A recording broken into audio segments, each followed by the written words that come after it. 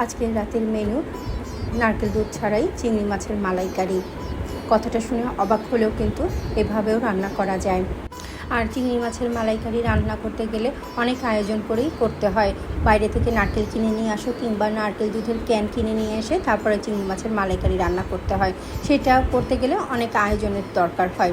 আর এইভাবে রান্না করলে কিন্তু ঝটপট চিংড়ি মাছের মালাইকারি রান্না করা যায়। আর বাচ্চারা কেন কোনো মানুষই বুঝতে পারবে না এটা নারকেল দুধ ছাড়া চিংড়ি মাছের মালাইকারি হয়েছে। তোমরা চাইলে কিন্তু এটা মেহমান আসলেও কিন্তু এভাবে রান্না করে দিতে পারো।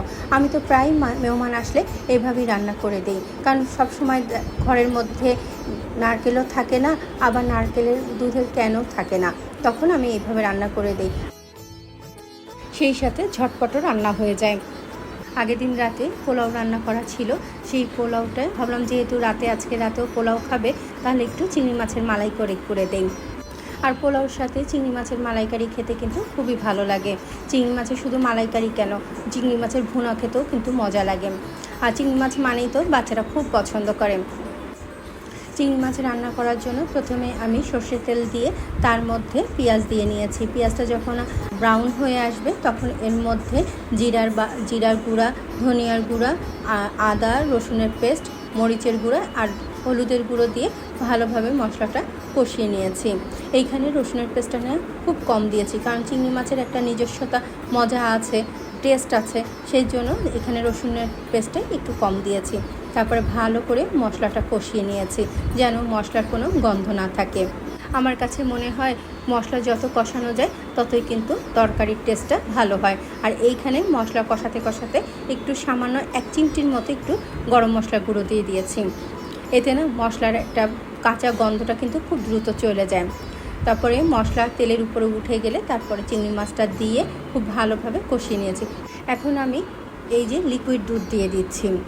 এখানে আরও সুন্দর মজার হয় যদি আমি 1 কাপ গরম পানির মধ্যে আধা কাপ গুঁড়া দুধ দিয়ে ঘন দুধ যদি দেওয়া হয় আরও সুন্দর হবে। আমি আর সেটা করিনি, আমার বাসায় যে গরুর দুধটা ছিল সেটাই দিয়ে রান্না করেছি।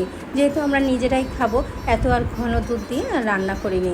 আর রান্নার শেষের দিকে একটু আমি পেঁয়াজ বেরেস্তা করে ফোড়ন দিয়ে দিয়েছি। এতে না খুব মজা হয়, তরকারির টেস্টটাই অন্যরকম হয়ে যায়।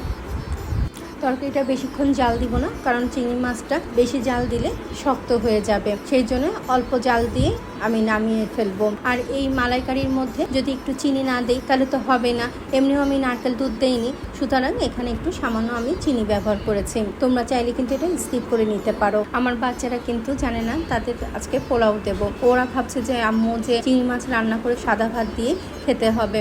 আমার ছোট ছেলে তো বললো আম্মু পরোটা দিয়ে চিংড়ি মাছ খাওয়া যাবে। আমি বললাম যে হ্যাঁ খেয়ে দেখতে পারো।